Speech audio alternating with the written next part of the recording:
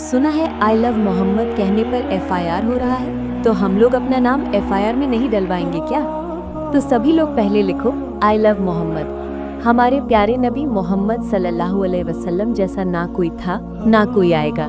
सारे नामों से किनारा कीजिए, या रसूल अल्लाह पुकारा कीजिए। और कहता फिरता है चांद आज भी आसमान में, या रसूल अल्लाह एक बार और उंगली का इशारा कीजिए। चलिए मैं मोहम्मद सल्लल्लाहु अलैहि वसल्लम के बारे में बताते हैं। मोहम्मद पैगंबर का जन्म अरब देश के मक्का शहर में इस्लामिक महीने रबी उल अव्वल के दौरान 22 अप्रैल 571 ईस्वी हुआ था।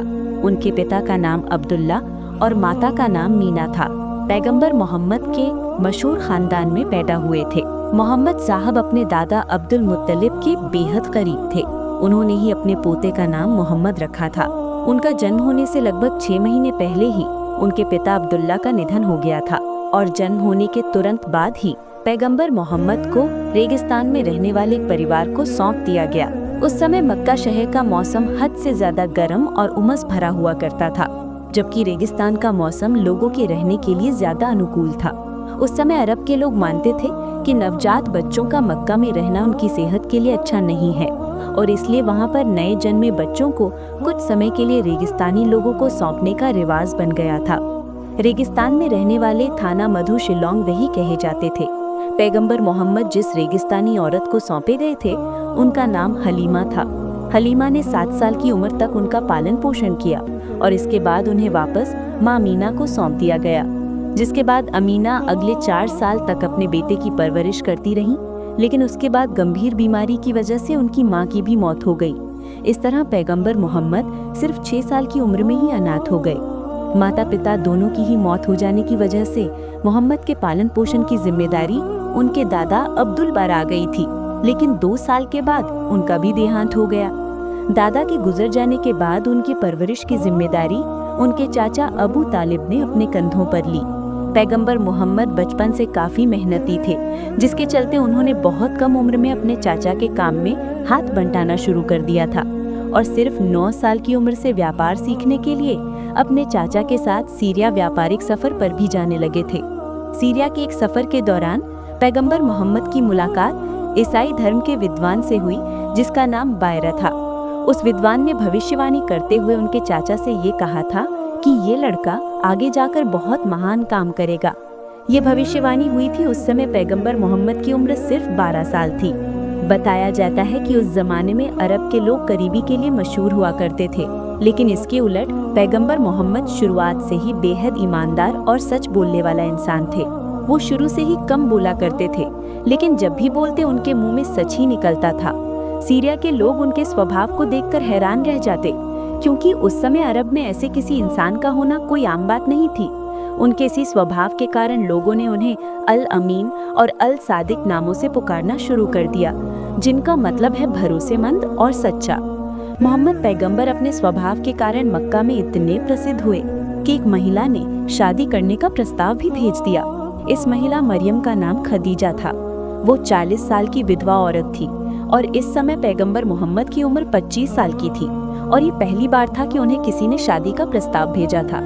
उम्र में इतना फर्क और उस महिला के विधवा होने के बावजूद भी उन्होंने शादी के इस प्रस्ताव को कबूल कर लिया और इस तरह हजरत खदीजा पैगंबर मोहम्मद की पहली पत्नी बनी। मोहम्मद पैगंबर और खदीजा के कुल 6 बच्चे हुए, जिसमें 4 बेटियां और 2 बेटे थे। उनके दोनों बेटे 3 साल तक ही जिंदा रह पाए, जबकि उनकी बेटियों की मौत 25 से 30 साल के बीच रही थी। पैगंबर मोहम्मद ने अपने पूरे जीवन में कुल मिलाकर 13 शादियां की थी, लेकिन उन्हें बच्चे सिर्फ अपनी 2 पत्नियों से हासिल हुए। पैगंबर मोहम्मद के व्यक्तित्व में ऐसी बातें थीं जो उन्हें दूसरे लोगों से अलग बनाती थीं। वो कभी भी खाना खती खाते थे। वो कभी भी खाना खड़े होकर नहीं खाते थे। वो खाना खाने से पहले और बाद में हाथ धोते थे और दूसरों को भी ऐसा करने को कहते थे।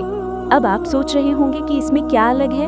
तो उस समय मक्का के लोग इतने सभ्य नहीं थे कि वो खाने से पहले हाथ धोएं। यहाँ तक कि पानी की कमी के कारण वहाँ पर लोग महीनों तक नहा ही नहीं थे, तो हाथ धोना तो दूर की बात है। इन लोगों के लिए चोरी और डकैती करना, शराब पीना, गलत व्यवहार और मासूम लोगों की जान ले लेना भी आम बात थी। वो अपनी मर्द को साबित करने के लिए सिर्फ एक तलवार की धार पर लोगों की गर्दन काट देते थे और ये सब देखकर उनका मन परेशान हो जाता तो वो कुछ समय के लिए हिरा की गुफा में चले जाते, जहाँ उनके मन को शांति मिल सके। इसलिए माना जाता है कि 610 ईस्वी जब ये गुफा में गए तो जन्नत के दूत से रूबरू हुए जो संदेश लाते थे।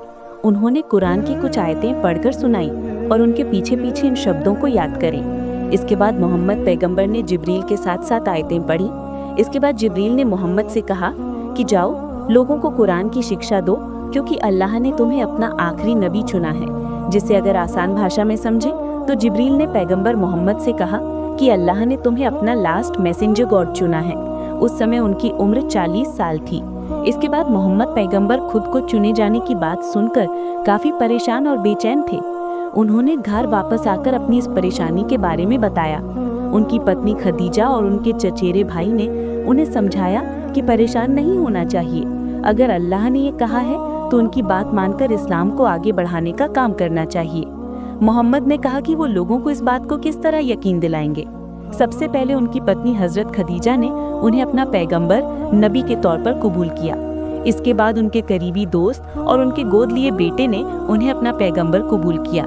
3 साल तक ये इसी तरह लोगों को कुरान और इस्लाम सिखाते रहेंगे और उन्होंने 613 इसमें पहली बार आम लोगों को कुरान की शिक्षाएं देना शुरू किया। शुरुआत में ज्यादातर लोगों ने उनकी शिक्षाओं का विरोध करते हुए मजाक बनाया, लेकिन धीरे धीरे लोगों को उनकी बातें समझ में आने लगी और बहुत से लोग उनसे जुड़ना शुरू हो गए। अल्लाह का जो संदेश लाता है उसे पैगंबर कुरान के द्वारा लोगों तक पहुंचाते थे।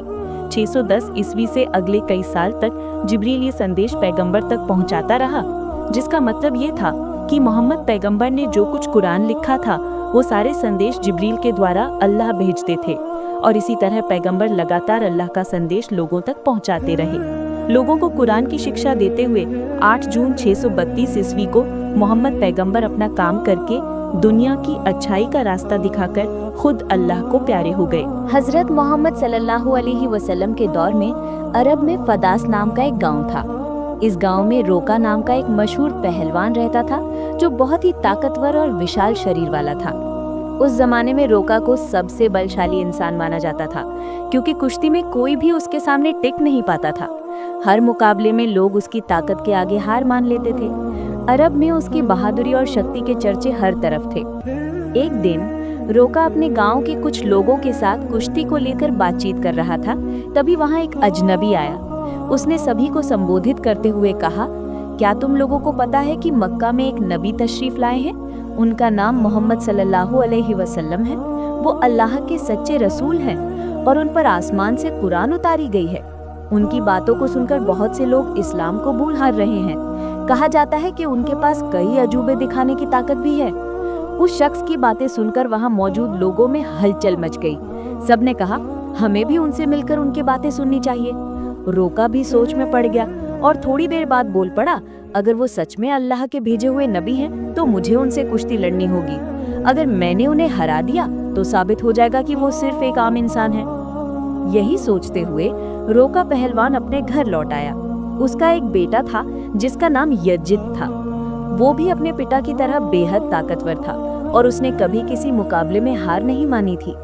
रोका ने अपने बेटे से कहा, मैंने सुना है मक्का में मोहम्मद सल्लल्लाहु अलैहि वसल्लम नाम का एक व्यक्ति है जिसे लोग बहुत बड़ा जादूगर कहते हैं। इसलिए मैं सोच रहा हूँ कि मक्का जाकर उनसे मिलूं और उनके साथ कुश्ती करूं। ये बात सुनकर उसका बेटा यजिद बोला, बाबा मैं भी आपके साथ मक्का जाऊंगा। मैं भी देखना चाहता हूँ कि वो वास्तव में कौन है। कुछ दिनों बाद रोका और उसका बेटा यजीद मोहम्मद सल्लल्लाहु अलैहि वसल्लम से मिलने के लिए मक्का की ओर रवाना हो गए। लंबा सफर तय करने के बाद तपते रेगिस्तान को पार करके वे आखिरकार मक्का पहुंच गए। लेकिन मक्का पहुंचते ही रोका ने महसूस किया कि उसके दिल में एक अजीब सी शांति समा गई है। उसे ये तभी महसूस हुआ कि मक्का के लोगों के चेहरे पर एक अलग ही रौनक है। ऐसा लग रहा था जैसे इस शहर का माहौल किसी अल्लाह की रहमत से महका हुआ हो। मक्का की फिजा देखकर रोका ने अपने बेटे से कहा, बेटा यजीद, मुझे लगता है कि ये जगह बहुत खास है। मैं अपने अंदर एक अनोखी सुकून महसूस कर रहा हूँ। यजीद ने भी सिर हिलाते हुए कहा, बाबा मुझे भी वैसा ही महसूस हो रहा है। ऐसा सुकून और ऐसा खुशनुमा माहौल मैंने पहले कभी नहीं देखा। उसी समय उन्होंने कुछ लोगों को देखा और उनके पास जाकर पूछा, क्या आप हमें बता सकते हैं कि मोहम्मद सल्लल्लाहु अलैहि वसल्लम कहाँ मिलेंगे? लोगों ने जवाब दिया, आप कौन हैं और कहाँ से आए हैं?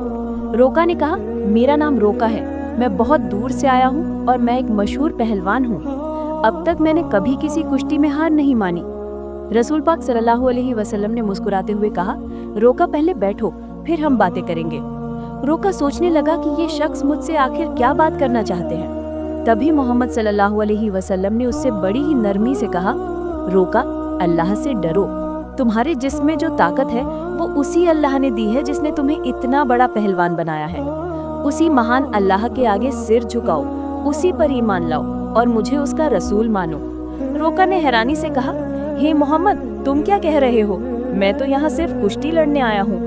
मैंने सुना है कि तुम अल्लाह के भेजे हुए रसूल हो और तुम्हारे पास कोई खास ताकत है। इसी वजह से मैंने फैसला किया कि मैं तुम्हारे साथ कुश्ती लड़ूं। आपको मोहम्मद साहब की कहानी कैसी लगी हमें कमेंट करके बताइएगा। साथ ही वीडियो को लाइक और शेयर करना न भूलें और चैनल को सब्सक्राइब कर दें।